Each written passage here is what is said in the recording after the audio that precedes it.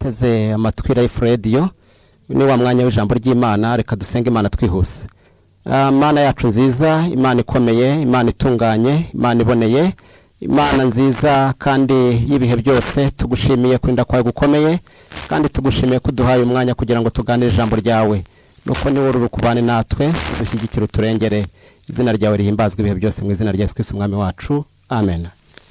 Murakoze cyane. Nitwa Nepo Sengoma, mbarizwa mu itorero ry'akarere rya Nyamagabe, paruwase ya Gasarenda, umudugudu wa Gasarenda.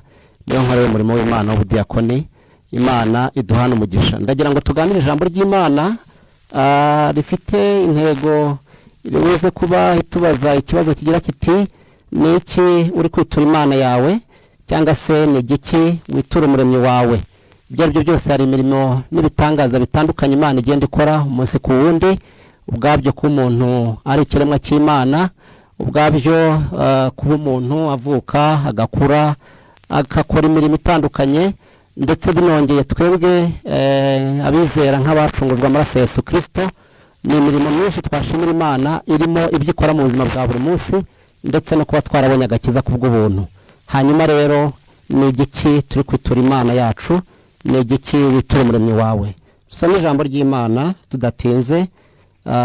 Dusome Zaburi ya 66, Zaburi ya 66, dusome umurongo wa 5, hanyuma twumve ijambo ry'Imana ritubwiye, ndetse tuze no kuriganiraho mu gihe kiriwe kitarambiranye nk'uko iminota yacu tuyifite.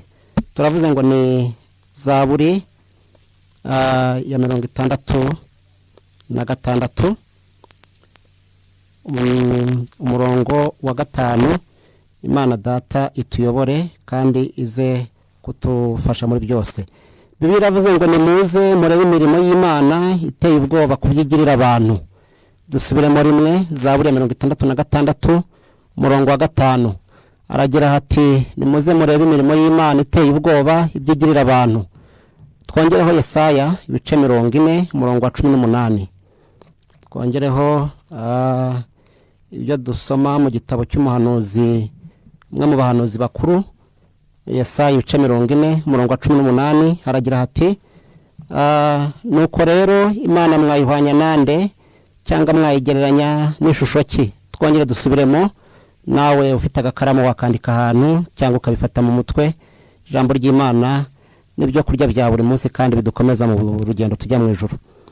Nuko rero Imana mwayihwanya nande, cyangwa mwayigereranya n'ishusho ki? Dusoreze mu butumwa bwiza bwa Yesu Kristo, ubutumwa bwiza cyangwa se evanjiri mu ndimi z'amahanga, ubutumwa bwiza bwa Yesu Kristo uko bwanditswe na Matayo igice cya 11. Dusome duhereye ku murongo wa 20, naho twumve icyo ijambo ritubwiye, tubihuze byose. Bibiliya iravuze ngo maze atangirira aho gucyaha imidugudu iyo yakoreye ibitangaza byinshi kuko batihannye, ati: Korozane uzabona ishyano, Betsayida uzabona ishyano, kuko ibitangaza byakorewe muri mwe yaba byarakorewe muri Tiro ni Sidoni, baba barihannye kera bakambara ibigunira bakisiga ivu. Ariko ndababwira yuko ku munsi w'amateka i Tiro ni Sidoni hazahanwa igihano cyakwihanganirwa kuruta icyanyu. Nawe Kaperinawumu ushyizwe hejuru ndetse ugeze ku ijuru, ariko uzamanuka ikuzimu, kuko ibitangaza byakorewe muri wowe iyaba byarakorewe muri Sodomu ibikiriho nanone. Ariko ndababwira yuko ku munsi w'amateka igihugu cy'Isodomu kizahanwa igihano cyakwihanganirwa kuruta icyanyu. Imana idutabare kandi Imana itugirire neza cyane. Navuze ngo tugiye kuganira twibaza ikibazo kigira kiti: ni iki uri kwitura Imana yawe, cyangwa se ni igiki witura umuremyi wawe? Mbere na mbere umuntu wese akwiriye kubashima Imana yuko Imana yamuremye, Imana yamuhaye ubuzima, ariho kuba turiho ubwabyo. Dukwiriye kubishimira Imana. Hari umuririmbyi mwiza yaririmbye aravuga ngo kuba turiho ni ukubera Imana. Ariko si no kubaho gusa, niyo mu buzima bwa buri munsi tugiye duhura n'ibibazo, Imana igenda iturengera ikadutabara. Abantu benshi n'abagabo bo guhamya ibyo, n'abagabo bo guhamya uburyo Imana yaratabaye kandi ikabarengera mu makuba. Abantu bagiye barwara, Imana bakiza indwara, bahiga imihigo ikomeye, bafite ububabare n'uburibwe bukomeye cyane. Baravuga ati Imana data, nudutabara ukadukiza ukadukuraho uburwayi, tuzarambura ukuboko tugushime kandi tuzakora umurimo wawe. Nawe aka kanya wahita wibuka igihe kimwe cyangwa bibiri cyangwa byinshi wahuye n'uburwayi ndetse ukumva uraremerewe, ukumva ibibazo, umubiri umerewe nabi, ukumva uriganyiriye cyane, ariko Imana data ikagukiza. Hari abarwaye ku rugero ruringaniye byite gutyo, hari n'abarwaye bigeze ku rwego rwo hejuru bikomeye cyane, hahandi umuntu avuga ati ahari birarangiye, sinzi ko zongera kubona ubuzima, ariko hamwe n'imirimo y'Imana ikora, Imana ikamukiza. Hari abantu bari mu bibazo bikomeye, bari mu bushomeri, Imana ibaha ibyo gukora, babona ubuzima, babona babayeho. Tujya twumva ubuhamya hirya no hino bw'abantu batandukanye bavuga uburyo Imana yakuye ahantu kure cyane hakomeye, ariko uyu munsi ugasanga ni abantu bameze neza, bafite ubuzima. Imana ishimwe, Imana ihimbazwe, kuko ari Imana yo gushimwa ibihe byose. Twanyuze mu bintu byinshi rero, twanyuze mu makuba atandukanye, ariko Imana nyir'ijuru n'isi idakiranirwa, Imana itunganye, yagiye irengera abantu bayo. Nayo mpamvu gushima ari ikintu gikomeye cyane. Muri iyi minsi abantu ntibagikunze kugira umuco wo gushima Imana, ariko birumvikana si bose. Ariko ijambo ry'Imana ritugaragariza ko gushima Imana ari ikintu gikomeye. Ni nayo mpamvu iyi Zaburi dusomye, Zaburi ni indirimbo. Muri iki gitabo harimo Zaburi 150 cyangwa se indirimbo 150, hanyuma inyinshi zigenda zigaruka ku gushima Imana, ku kuvuga imirimo n'ibitangaza by'Imana, ku guhimbaza Imana, ariko kandi habonekamo n'ibindi. Zaburi ubundi ni nk'incamake ya Bibiliya, habonekamo ibyo kwihana. Uramutse ukeneye amagambo yo kwihana, Zaburi yasangamo. Ukeneye gushima Imana no kwihimbaza, Zaburi yasangamo, n'ibindi byinshi cyane. Zaburi ni igitabo cyiza, ariko nari nshatse kuvuga cyane cyane ku byo gushima Imana. Zaburi harimo amashimwe menshi, na cyane kandi nacyo bivuze nyine n'indirimbo. Ijambo n'ubundi twasomye byatubwiye ko Imana ikora ibintu bikomeye cyane, kandi Imana itangaje, ikora imirimo, Imana ihimbazwe kandi Imana ishyirwe hejuru. Umwanditsi wa Zaburi yaranditse n'ubundi Zaburi 118 umurongo wa mbere, aravuga ngo nimushimire Uwiteka yuko ari mwiza, kuko imbabazi ze zihora iteka ryose, Imana ihimbazwe. Ngira ngo iri jambo rigaruka kenshi cyane muri Zaburi, rigenda rigaruka uwo murongo wose uko wakabaye. Usomye Zaburi 136 umurongo wa mbere, naho havuga gutyo. Usomye 106 umurongo wa mbere, 107, 118, ndetse unasomye Yeremiya ibice 33 umurongo wa 11, naho hagira gutyo akavuga ati nimushimire Uwiteka yuko ari mwiza, kuko imbabazi ze zihora iteka ryose, Imana yacu ahabwa icyubahiro. Rero turavuga tuti dukwiye gushimira Imana kuko twanyuze mu bintu, abanyarwanda twanyuze mu mateka atandukanye, ariko Imana ishimwe ko iduhaye ubuzima, Imana ishimwe ko iduhaye kubaho, Imana ishimwe ko iduhaye igihugu, Imana ishimwe. Hari ibintu byinshi cyane Imana yakoze. Tunejejwe n'Imana mu mitima yacu, Imana ishyirwe hejuru. Hanyuma Yesaya yabikomojeho n'amagambo n'ubundi twasomye, haravuga ngo ubundi Imana mwayihwanya nani. Niyo mpamvu umukozi wayo yabuze ukuntu abivuga, abonye nta kundi kuntu yabisobanura, aravuga ngo ni ya ubundi ubwabyo nabyo ntacyo bisobanuye cyagutse cyane. Yarabuze ukundi kuntu yabivuga, aravuga ngo Imana ni ya, Imana ishimwe, Imana ihimbazwe. Nanjye nibutse imirimo n'ibitangaza, ndumva nejejwe n'Imana mu mutima, Imana yacishijwe hejuru. Kandi iby'Imana yakoze, uretse n'ibyo tuvuga tubamo umunsi ku wundi, hari n'ibyo n'ubundi tugenda dusoma muri ubu buhanuzi.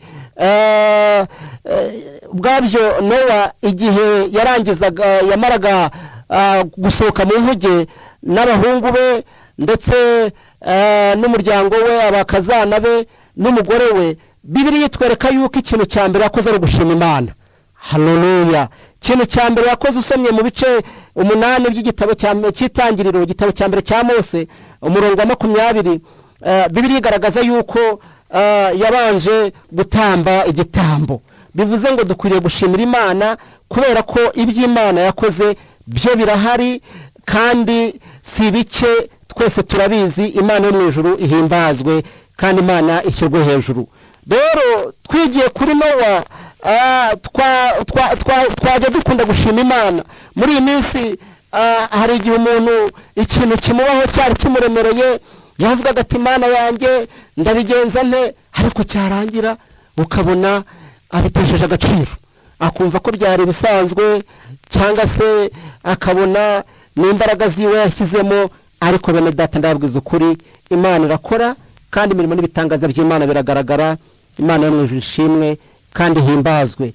Uyu Nowa tuvuga niwe se wa Shemu, Hamu na Yafeti, niwe wakomotsweho n'abantu abahungu batatu, ndetse nabo bakomokwaho ngo n'abandi bose ngo bakwira isi yose. Imana yo mu ijuru nihimbazwe kandi ishyirwe hejuru ibihe byose. Hanyuma turashimira Imana kugira neza kwayo kw'ibihe byose, kandi turayihimbaza imirimo itangaje tugirira umunsi ku wundi. Ariko mbibutse yuko turi ku kibazo kivuga ngo mbese Imana umuremyi wawe umwitura iki? Mbese Imana ikugirira neza umunsi ku wundi? Mbese Imana yagukijije uburwayi? Mbese Imana yakurinze accident ikomeye cyane? Mbese Imana yakurengeye byari bikomeye? Mbese Imana yaguhaye agakiza? Mbese Imana yagufashije mu bikomeye? Mbese Imana yagukuye mu bushomeri? Mbese uyitura iki? Haleluya! Mbese iyo Mana uri kuyitura iki? Ni iki uri gukora? Ni gute uri kwitwara? Ni iyihe mirimo uri gukora witura Imana? Kuko Imana irakora. Imana irakora, ibimenyetso n'ibitangaza byayo biragaragara kandi bigaragarira umuntu wese. Ndagira ngo mbabwire ibintu wenda nka bitatu bituma Imana ikora imirimo n'ibitangaza. Ntabwo ari ugupfa gukora imirimo n'ibitangaza gutyo gusa, hari impamvu. Si ugupfa kubikora.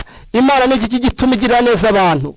Ni iki gituma Imana itabara abantu? Ni iki gituma Imana irengera abantu? Ibintu nka bitatu. Icya mbere, Imana igirira abantu neza kugira ngo abantu bihane. Haleluya! Yesu Kristo ubwo yagenderaga mu isi, ubwo yari ari mu isi, ari muri misiyo yari afite mu isi, ikintu cya mbere yakoraga ni iki? Iyo yahuraga n'abababaye, n'abafite ibibazo, n'abarwayi, Bibiliya bigaragaza cyane cyane mu mavanjiri, mu butumwa bwiza bwa Yesu Kristo bwanditswe mu buryo bugera kuri bune. Niho tugenda dusanga ibitangaza byinshi, n'ahandi mu bindi bitabo twabisangamo, ariko cyane cyane aho ngaho hagaragaza uburyo yakijije abarwayi, uburyo yakijije ibirema, uburyo yahumuye impumyi. Imana iturengere cyane. Hanyuma nyuma yabyo icyo yakoraga ni iki? Yigishaga abantu, akabigisha iby'agakiza, akabigisha iby'ubugingo, akabigisha ibintu bitandukanye, ariko yabanje kubakiza. Ndetse kenshi cyane hari igihe yabwiraga umuntu akamubwira ngo genda ibyaha byawe urabibabariwe. Imana iturengere cyane, Imana idutabare kandi Imana idufashe. Akamukiza uburwayi, yarangiza akamubarira n'ibyaha. Mu yandi magambo, Imana ikora igitangaza, igirira abantu neza kugira ngo mu kubaho kwabo irebe ko bahindukira bakakira agakiza, irebe ko bahindukira bagakora ibyiza, irebe ko bahindukira bagatungana, bakagira umurongo mwiza, bakazabona ubugingo buhoraho. Kuko umugambi w'Imana ku muntu ni ukuzamuha ingororano, ni ukuzamuha ubugingo. Imana nidutabare cyane kandi Imana tugire neza cyane. Hanyuma ikintu cya kabiri ni ikihe? Ikintu cya kabiri ni uguhimbaza Imana. Donc Imana ikora igitangaza, irengera abantu bayo, ikiza abantu amakuba. Imana itanga ubuzima, itanga kubaho kugira ngo abantu bahimbaze Imana. Haleluya! Somye Zaburi n'ubundi irimo ayo magambo ahantu hatandukanye tutaza kubona umwanya wo gusoma. Ikavuga ngo muhimbaze Imana mu buryo ubu n'ubundi, kuko yakoze ibi, kuko yarengeye abantu, kuko yatabaye Abisiraheli bakambuka inyanja itukura, tundi bintu bidashoboka, ati muhimbaze Imana. Izina ry'Uwiteka Imana rihimbazwe cyane. Rero Imana kuturinda kwayo, Imana kudukemura ibibazo bitandukanye, harimo indi ntego yo kugira ngo tuyihimbaze, kandi Imana ikunda amashimwe nk'uko twakomeje kubivuga. Icya gatatu twavuga, Imana igirira abantu neza kugira ngo nabo bagirire abandi neza. Twabona ingero nyinshi, urebye amateka ya Tabita yagiriye neza abantu benshi mu kubaho kwe. Imana ishimwe cyane. Imana yamuhaye ubumenyi, imuha ubushobozi, imuha kumenya umwuga, arangije nawe akajya abohera abakene, akajya afasha abababaye. Imana ishyirwe hejuru. Imana rero ikugiriye neza, iguhaye kubaho, Imana iguhaye gukomera kugira ngo nawe ugire neza abandi. Imana ishimwe. Kandi ikintu wakora cya mbere gikomeye ni ukwitura, witura Imana, ni ukugira neza mugenzi wawe, niko ijambo ry'Imana ritubwira. Imana yacu ishyirwe hejuru kandi Imana ihimbazwe. Nayo mpamvu yusomye igice cya mbere umurongo wa 5 mu gitabo cya Tito. Paulo yandikira Tito, yaramubwiye ngo icyatumye ngo usige Kireti no kugira ngo utunganye ibyasigaye bidatunganye. Ni ukuvuga ngo rero ko Imana yarakugiriye neza, ukwiriye kwihana, ukwiriye kuyihimbaza, ukwiriye no kugirira abandi bantu neza. Imana yacu ishyirwe hejuru kandi Imana yacu ihimbazwe. Ijambo ry'Imana usomye mu butumwa bwiza n'ubundi, Bibiliya itugaragariza ukuntu ngo ku munsi w'amateka abantu benshi ngo bazavuga ngo Mwami ngo twaragukoreye, ngo mvuge ngo Mwami ngo twafashije ngo twabwirije abantu benshi, ngo twakoze imirimo n'ibitangaza. Hanyuma Imana izababwira ko itigeze kubamenya. Ahubwo dore ikintu Imana izabereka gikomeye batatunganije. Zababwira ngo nari nshonje ntimwamfungurira, nari ndi mu nzu y'imbohe ntimwansura, nari ndwaye ntimwansura. Imana iturengere cyane kandi Imana idutabare. Nabo bazamubwira ngo ibyo se byabaye ryari? Twakubonye tukakwirengagiza Mwami. Hanyuma Kristo ngazababwira ati ubwo mutabikoreye umwe muri ba bandi bato cyane baciriritse bari hasi, nanjye ntimwabinkoreye. Imana niturengere kandi twigisha ubwenge. Imana nidutabare cyane. Hanyuma twasomye ijambo ry'Imana, turaza kwihuta rwose. Twasomye ijambo ry'Imana mu butumwa bwiza bwa Yesu Kristo n'ubundi. Twasomye hariya mu gice cya 11, ndetse twasomye duhereye ku murongo wa 20. Ndetse Bibiliya yatubwiye ngo maze kuko ibitangaza byakoreye muri mwe, yaba byarakoreye muri Tiro ni Sidoni, baba barihanye kera bakambara ibigunira bakisiga ivu. Ariko ndababwira yuko ku munsi w'amateka i Tiro ni Sidoni hazahanwa igihano cyakwihanganirwa kuruta icyanyu.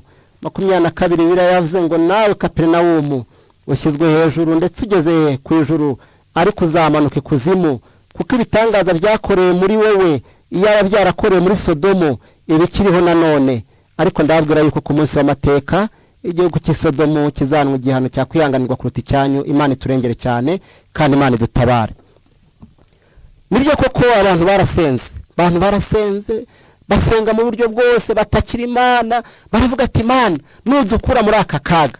Abantu bari bakennye, bafite ibibazo, bafite amakuba, bafite ibigeragezo, baruhijwe, barasenga, baravuga ati Imana nudukura muri ibi bigeragezo, nudukura muri ibibazo turimo, tuzagukorera. Ariko se nibyo koko muri iyi minsi abantu Imana yagiriye neza bari kuyikorera? Aho nshaka tuza gufatira umwanzuro. Ari nayo mpamvu twavuze ngo ijambo ryacu rirasubiza iki kibazo ati niki uri kwitura Imana yawe, kuko iby'Imana ikora byo birahari. Bwabyo nta kintu Imana yakora gikomeye kuruta guha umuntu agakiza.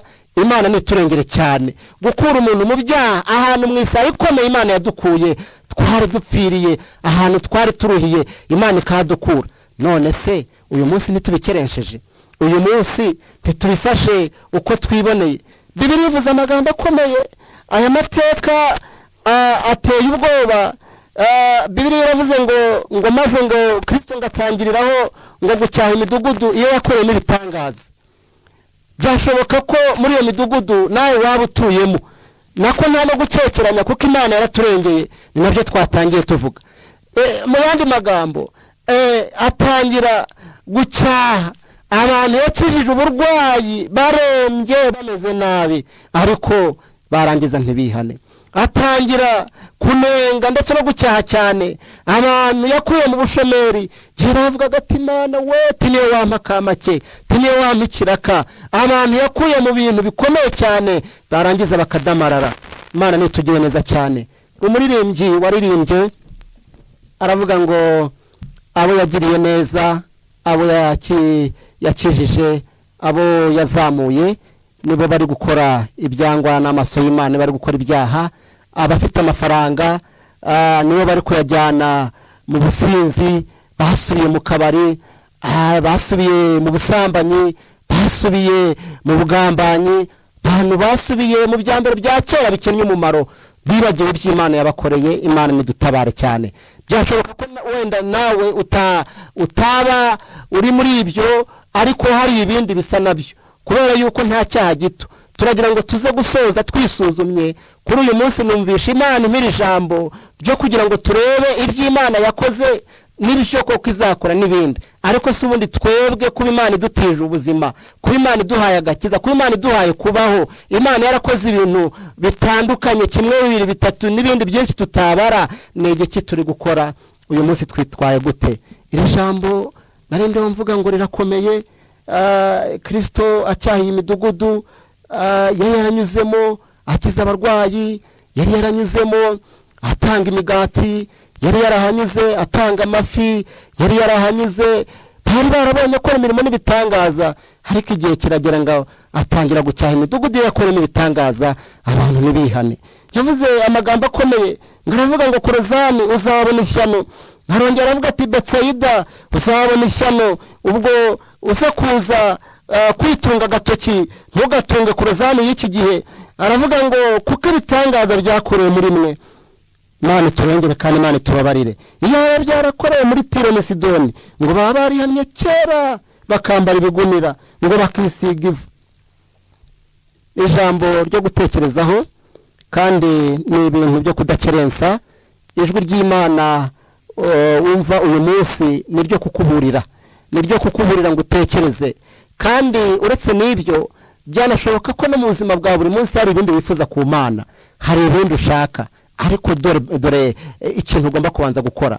Banza utekereze, uvuge ngo ese ubundi ibya mbere byo nakoze Imana yakoze, ibya mbere Imana yakoze, ngewe ndi gukora iki? Nayituye iki? Ese ndakiranutse? Ndi kugendera mu murongo mwiza nk'uko Imana ibishaka? Ese ni iyihe mirimo nanjye ndi gukora? Hari ibintu bitatu twavuze umuntu akwiriye gukora mu gihe Imana nayo imugiriye neza. Icya mbere ni ugushima Imana, icya kabiri ni ukugira abandi neza, ikindi ni ugukiranuka. Imana iturengere cyane kandi Imana dutabare. Imana iturengere kandi idushoboze mu buryo bwose.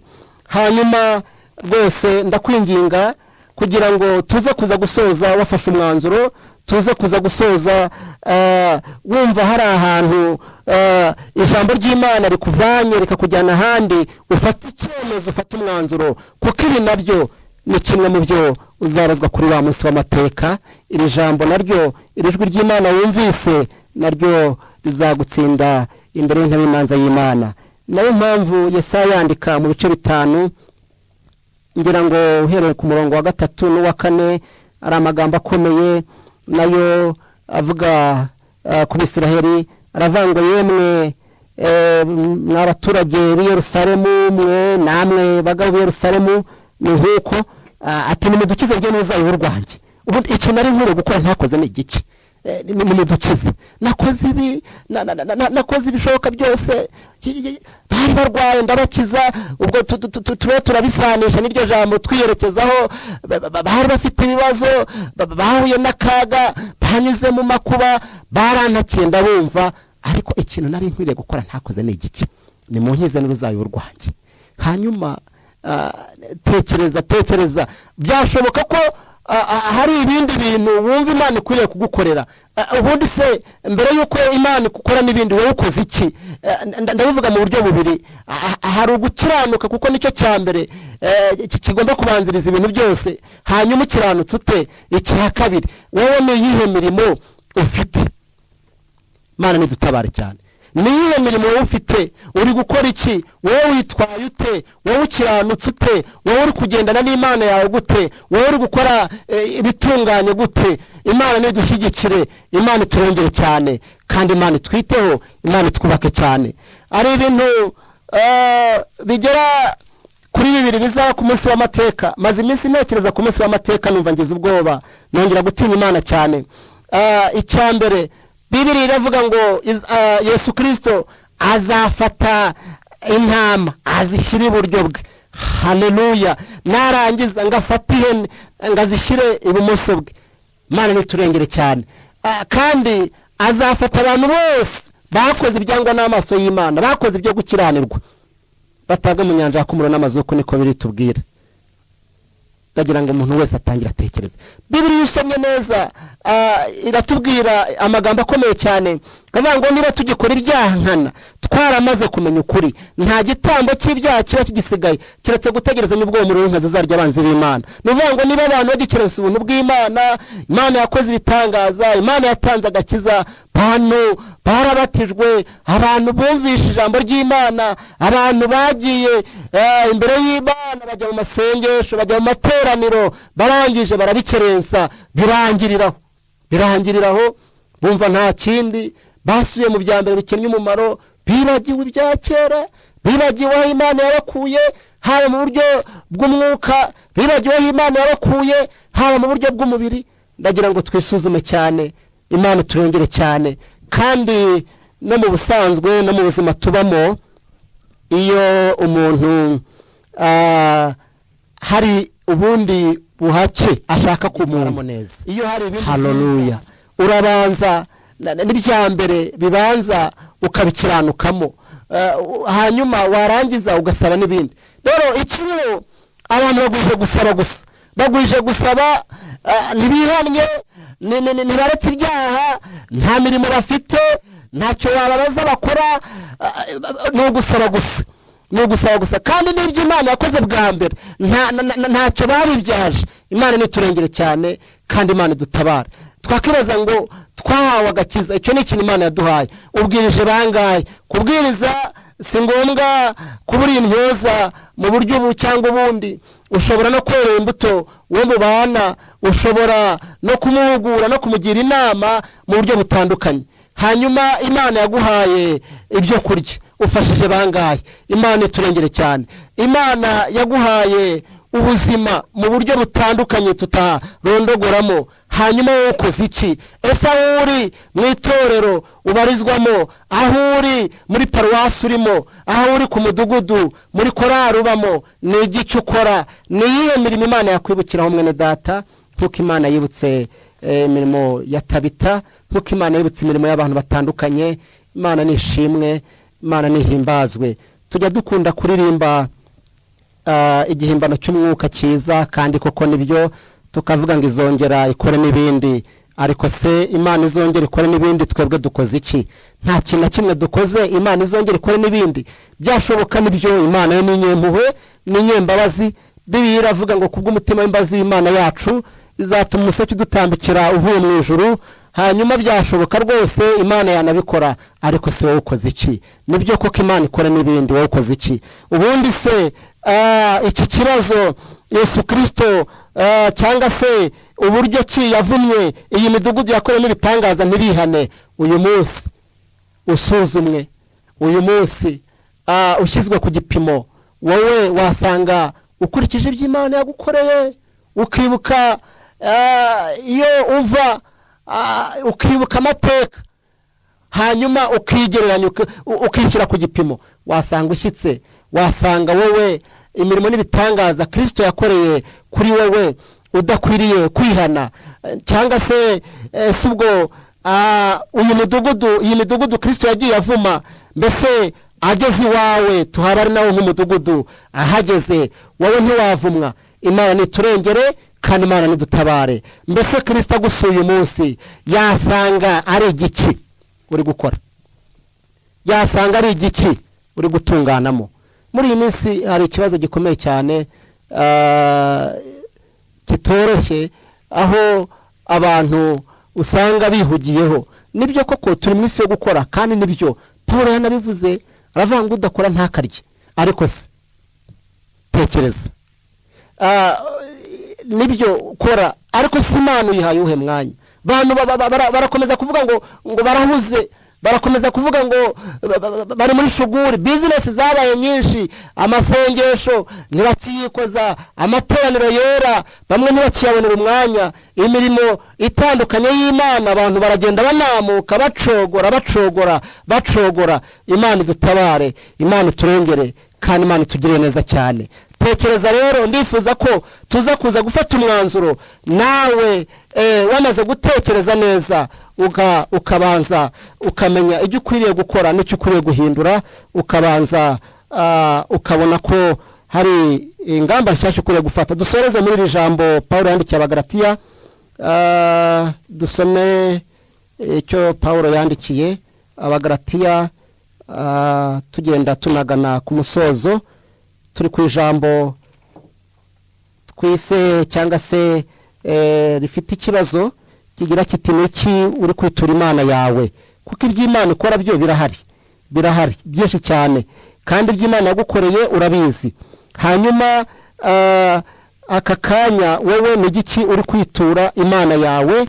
Imana iturengere cyane. Pawulo rero yandikira Abagalatiya, nari mvuze ngo tubasoreze ibice 6 umurongo wa 7, yarababwiye ngo Imana ntimuyobe, Imana ntinagurizwa izuru, kuko ibyo umuntu abiba ari byo azasarura. Ntimuyobe, hari utudomo 2, ubwo bivuze ngo ntimuyobe niwo murongo mu ndimi yarashyizeho utudomo 2, baba bagiye gusobanura ibyo babanje kuvuga. Hanyuma ibisobanuro by'uwo murongo biravanga Imana ntinagurizwa izuru, kuko ibyo umuntu abiba ari byo azasarura. Imana idushyigikire mu buryo bwose. Ndagira ngo tugende tunagana ku musozo, ariko ari nako nkomeza kwinginga, ngusaba rwose ngo witekerezeho mu buryo bwagutse. Ntimuyobe, muri iyi minsi haje ikintu cyitwa ngo kugira ubwenge. Abantu ngo bamenye ubwenge, ngo wakizwa, ngo ariko ukamenya ubwenge. Nibyo n'ubundi nyine ni nacyo Imana ivugira, shaka abantu bagira ubwenge. Ariko se ubwenge uvuga ni ubuhe? Ubwenge no kuva mu mirimo myiza yo gukiranuka. Ubwenge ngo ni ukugabanya, ngo ugakora bike. Ubwenge uvuga no kuzirura ibizira, abera kuva twatangira urugendo baziza, hanyuma ukabizirura. Ubwenge no gusubira muri bya bindi tutakoraga noneho ukabikora. Oya, ndagutangariza ko atari ubwenge mwene data. Ubwenge si ubwo ngubwo birivuga. Muri iyi minsi abantu bitwaje iryo jambo rwose, bamenye kurisobanura cyane, ariko ubwo si bwo bwenge. Bibiliya iravuze rero ngo ntimuyobe, kubera ko hari ubuyobe. Ntimuyobe. Bibiliya ivuze iki? Isobanuye iki? Yavuze ngo Imana ntinagurizwa izuru, ibyo umuntu abiba nibyo azasarura. Ubibira mu mubiri azagira ati, azasarura kubora. Ubira mu mwuka azasarura ubugingo buhoraho. Imana nidushyigikire, Imana niturengere, kandi Imana nitwambika imbaraga nyinshi. Hanyuma ririya jambo twasomye kandi usoza muri evanjiri, muri kiriya gice, kandi Bibiliya yavuze ngo ndababwiza ukuri yuko Itiro ni Sidoni hazahanwa igihano kitakihanganirwa gikomeye cyane. Natekereje ndavuga ati se ubundi hazabaho ibihano biremereye kuruta ibindi, hazabaho ibihano bikomeye ugereranyije n'ibindi. Ariko Bibiliya yandikanywe ubuhanga bwinshi n'ubwenge bwinshi cyane, ni ibintu byo kwitondera. Hanyuma ikiriho ni uko umwanditsi yari ashatse kugaragaza yuko by'ukuri ahantu Kristo yanyuze akora ibitangaza, abangiza bakanga kwihana, bakoze ikintu kibi cyane, bahemutse ku rwego ndengakamere. Imana iturengere. Wowe wamenye Imana, wowe wakiriye agakiza, wowe wabaye mu nzu y'Imana, wowe wabanye n'Imana mu buryo bukomeye cyane urangije usubira inyuma wuzuye umwuka wera warabatijwe wumvisha ubutumwa bwiza wumvisha indirimbo ibihimbano by'umwuka hanyuma Imana yagukijije ibibazo n'ibigeragezo warasenze Imana iragusubiza watakiye Imana Imana irakumva iragusubiza ariko se wowe ukoze iki mwene data niho ngira ngo tuze gusoreza ariko se wowe ukoze iki wowe witwaye ute wowe uhagaze ute mu ruhande rwawe umeze ute Imana iturengere cyane ndagira ngo rero hamwe no kuza gufata icyifuzo cyiza tugane ku musozo hanyuma tugane no ku mwanya wo kuza gusenga Imana mbibutse ko twari twibaza ikibazo kivuga kiti niki uri kwitura Imana yawe niki uri kwitura umuremyi wawe kuko navuze ngo ibitangaza byo rwose Imana yarabikoze birahari byinshi Obadiya yandika igice cya mbere umurongo wa 15 yavuze ngo kuko umunsi w'Uwiteka uziye amahanga yose uri bugufi uko wagenje niko uzagenzwa ibyo wagize bizagusubira ku mutwe Imana yacu iturengere mu gihe cyane tugezemo hanyuma witekerejeho nta bintu wahize bikomeye cyangwa se niyo waba utaranahize ntabyo uzi Imana yagukoreye mu gihe wari ubabaye mu gihe wari ugowe mu gihe wari uhuye n'ingorane cyangwa se ntaguzi ibyaha wabagamo none urangije usubiye inyuma tekereza neza ndifuza ko tufatira umwanzuro ahangaha ndifuza ko tuza gusoreza ahangaha hanyuma nawe ugatekereza umwanzuro wafata mu mutima wawe aho uri uhita uvuga ati Mana mwami wanjye mfashe icyemezo mfashe umwanzuro ndahindukiye nibutse Imana kandi kuko ari Imana mva gusenga kwacu iraguha imbaraga zo kugenda unesha ukiranuka maze mwene data tuzabane mu bwami bwo mu ijuru kuko ariyo misiyo ikomeye kuruta izindi hanyuma kugira ngo ku munsi w'amateka uzatsindishirizwa rwose kugira ngo ku munsi w'amateka uzabe utagaragara mu ruhande wese wadukurikiye dushimire Naomi Solange Emmanuel Vedaste na Sandrine hanyuma n'abandi mwese mwadukurikiye twariho tugana ijambo ry'Imana twibaza ikibazo gikomeye kigira kiti Imana ko yatugiriye neza niki turi kwitura Imana niki turi kwitura umuremyi wawe twabonye ko Imana ikora imirimo itangaje umunsi ku wundi ariko ko ku munsi w'amateka Imana izabaza umuntu wese icyo yakoze reka rero dusenga Imana hanyuma dusoze Imana yacu nziza Imana ikomeye Imana ihoraho itunganye iboneye kandi ikiranuka tugushimiye uyu mwanya mwiza uduhaye kandi tugushimiye ko wabubanyemo natwe izina ryawe rihimbazwe kandi izina ryawe rishyirwe hejuru tugize icyifuzo muri rusange cyo kugira ngo udushoboze kugenda dukiranuka twirinda dukora ibyiza kandi ni nacyo umwanditsi ya Paulo yabwiye Tito aramubwira ngo kuko ubuntu bw'Imana buzanira abantu bose agakiza bwabonetse butwigisha kujya twirinda dukiranuka twe Imana mu gihe cya none hanyuma rero dushoboze Kristo uturengere muri byose dusengeye Naomi dusengeye Solange dusengeye Emmanuel Vedaste na Sandrine kugira ngo bahe imbaraga nyinshi zo kugenda batunganye ubakomeze bo ntago babyishoboza ariko bari kumwe nawe urabarengera kandi bari kumwe nawe urabashoboza rwose ngaho barengere cyane ushoboze ushyigikire Sandrine umuhe imbaraga zo kunesha ikibi cyose urakoze kumvisha gusenga kwacu kandi kwa dushyigikiye ukabana natwe turagushimira mu izina rya Yesu Kristo umwami wacu amen